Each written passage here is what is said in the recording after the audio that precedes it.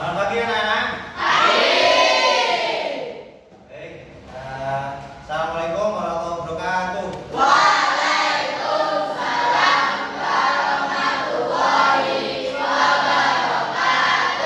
Oke, sebelum pelajaran dimulai, akan sebaiknya kita berdoa terlebih dahulu. Monggo, ketua kelas bisa dipimpin doa. Udah mulai.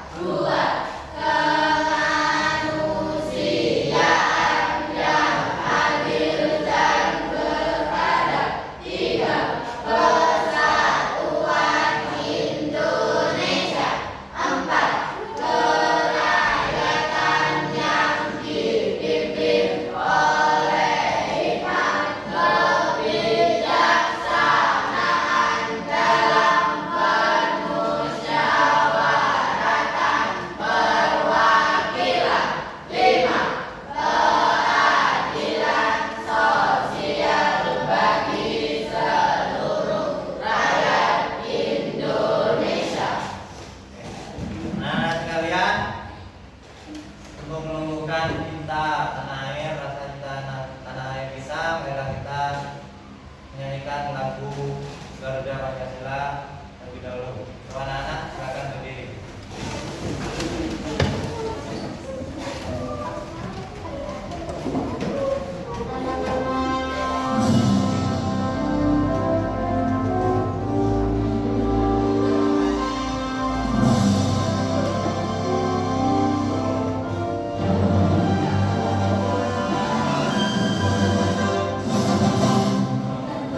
Pancasila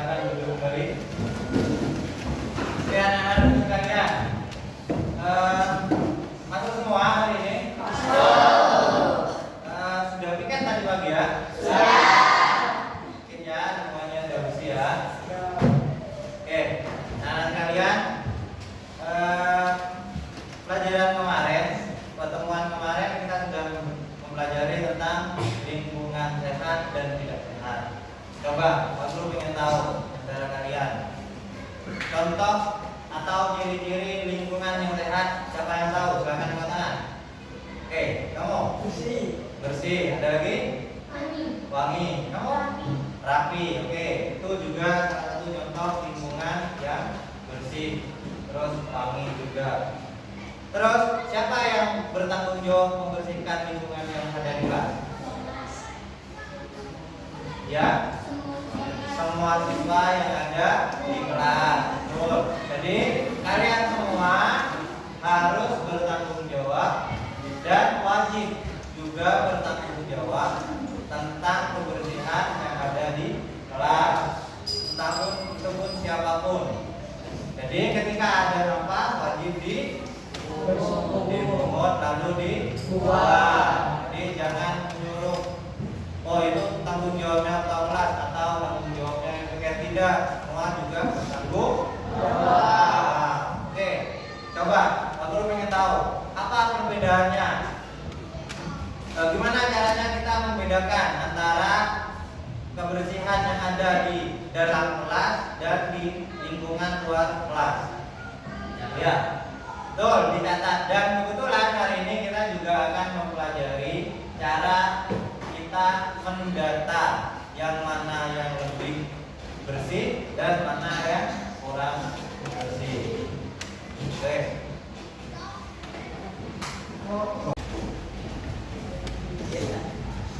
Oke, anak-anak kalian, kita masuk ke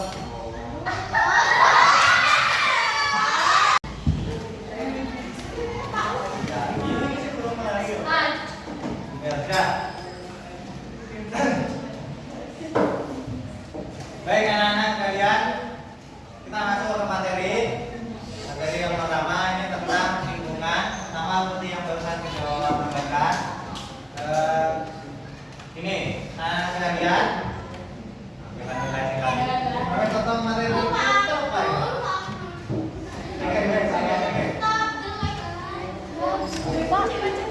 Baik anak-anak kalian, kita masuk ke materi. Sama seperti yang sudah saya sampaikan barusan. Kita masuk ke materi lingkungan sekolah bersih dan sehat. Coba kalian amati foto di bawah itu.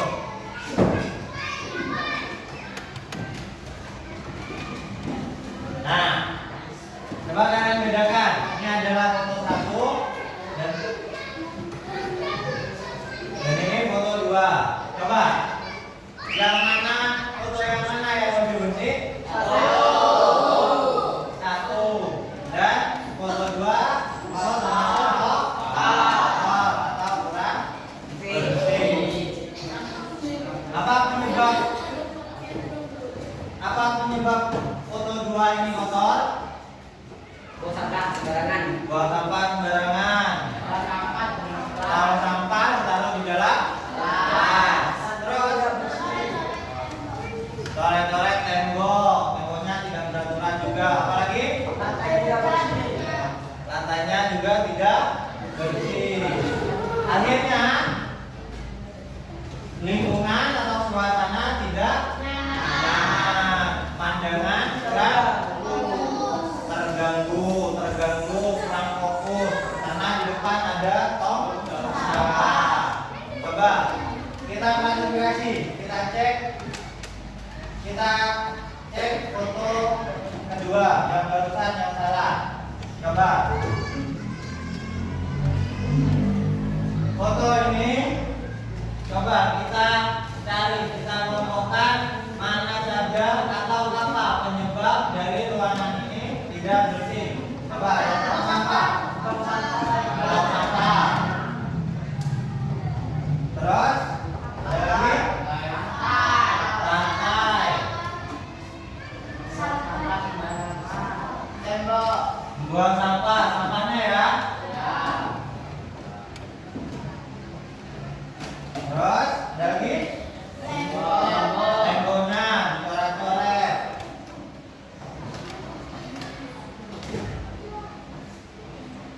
Sudah. Pak, Oh ya. kenapa itu harus dikelompokkan?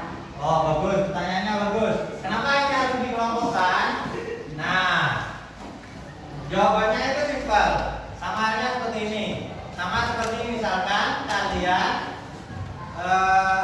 acara biasanya di sini Jumat bersih. Nah, itu kan kita gotong royong bersih kelas, bersih lingkungan. Misalkan satu kelas atau satu kelompok itu kalian bersih ada 10 orang. Nah, dari 10 orang itu yang kalian bersihkan ada 2 tempat. Yang pertama ruang kelas, yang kedua lingkungan kelas atau di pinggir-pinggir, di halaman, di taman dan lain sebagainya. Nah, sekarang kan kalau misalkan bagi ya sudah 5 di dalam kelas, 5 di luar, bersih di luar. Nah, dengan kita bisa mengklasifikasikan atau mengelompokkan ini, kita bisa menentukan lebih kotor mana, halaman atau lingkungan atau dalam kelas. Kalau misalkan di lingkungan atau halaman itu bersih dan di ruang kelas itu kotor, maka kita bisa bagikan, tidak mungkin 5-5 supaya selesainya bareng atau bersamaan. Jadi nanti yang di dalam kelas ada lebih, contoh 7 atau 8 orang. Yang di luar karena sudah bersih lingkungannya bisa diisi 2 orang saja. Nyapu apa begitu. Paham ya? Oke. Jadi ini caranya mengelompokkan. Tujuannya sudah dijelaskan barusan. Guys. Baik.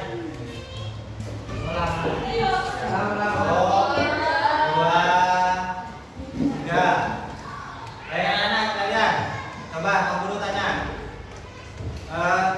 Siapa yang di sini pernah melanggar peraturan kelas? Saya, Pak. Apa? Pernah apa? Membuang sampah sembarangan. Nah, buang sampah sembarangan itu juga termasuk peraturan yang melanggar peraturan kelas. Terus, nah sebetulnya kalian semua kan kalian sudah kelas 6. Kan biasanya sudah tahu jam kalian ini sebagai contoh buat menilai kalian. Jadi kalian harus mentaati peraturan supaya adik kelas kalian juga bisa mentaati peraturan. Entah itu peraturan kelas, peraturan sekolah, ataupun peraturan di masyarakat. Nah, di masyarakat, siapa yang pernah bergotong royong di masyarakat? Ya, apa? Membersihkan got. Ya, bagus. Lagi? Nyapu jalan, cabut rumput di saat bersih di desa ya. Dan ini juga termasuk desa. Jadi pasti akan ada kerja bakti lah dan lain sebagainya. Dan kalian semua wajib mulai dari sekarang wajib, karena kalian juga sudah besar, sudah sebentar lagi sudah masuk di jenjang SMP, maka kalian harus bisa membantu bapak dan ibu, ayah, mama kalian yang di rumah untuk bersih dan kalian harus bisa mentaati peraturan, entah itu peraturan di rumah, di lingkungan. Di rumah juga akan ada peraturan kan? Contoh apa? Setelahnya makan piring harus dicuci. Ini juga peraturan di rumah. Tidak boleh kalian kan ada. Oke.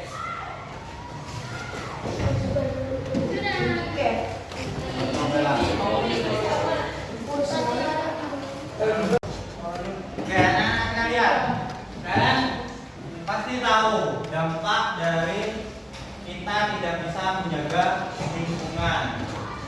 Salah satu contohnya adalah pencemaran lingkungan. Apa akibatnya kalau misalkan sampai lingkungan itu tercemar atau akibatnya sampai ada pencemaran lingkungan, yaitu adalah banjir.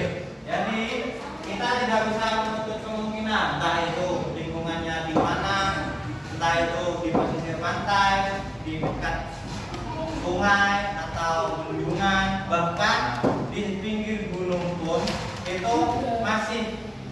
terjadi seperti itu karena pencemaran lingkungan, tumpukan sampah dan lain sebagainya. Karena sungai yang tersumbat itu alirannya akan tidak baik. Oke. Nah sekalian, Bapak punya PR untuk kalian yang harus kalian kerjakan di rumah. Silakan ditulis di buku tulis. PR-nya adalah silakan kalian analisis atau cek, kalian lihat-lihat di wilayah atau samping-samping rumah kalian, di depan, belakang, samping kanan, samping kiri rumah kalian, yang daerah mana saja yang masih belum bersih. Di sebelah kanan misalkan ada tamannya kurang bersih, dicatat di buku tulis. Terus setelahnya dicatat di buku tulis, silakan kalian isi juga apa yang harus kalian lakukan dengan lingkungan itu. Contoh, membersihkan. Yang pertama dicatat dulu, dicatat apa saja yang membuat lingkungan itu kotor. Ada sampah, terus ada apa lagi di sana? Contoh, ada kayu besar atau ada tempat sampah yang tumpukan sampah yang kotor, terus dan lain sebagainya. Nanti setelahnya itu tugas yang kedua, kalian harus buat apa yang harus kalian lakukan terhadap lingkungan yang kotor tersebut. Contohnya harus dibersihkan, harus dibakar, harus dibuang dan lain sebagainya. Silakan ditulis di buku tulis. Setelah itu kalian bisa kumpulkan di pertemuan berikutnya. Jelas ya? Oke, coba anak-anak, Pak Guru tanya lagi sekali lagi ke kalian. Apa saja yang kalian pelajari dari ini?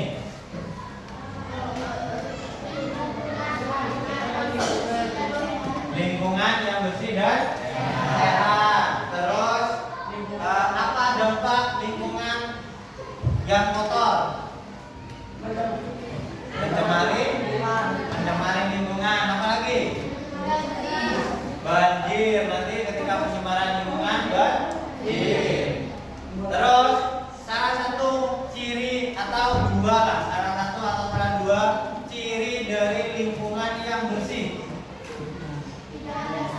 Tidak ada sampah yang berserakan. Jadi bersih itu tidak ada sampah. Ada lagi? Rapi juga. Terus ada lagi? Wangi itu juga. Kalau ada sampah dan mungkin wangi. Tapi kalau tidak ada sampah akan wangi. Nah ya, itu semua. Baik anak-anak, pelajaran bisa memahami diri untuk hari ini. Silakan kalian berkemas untuk pulang.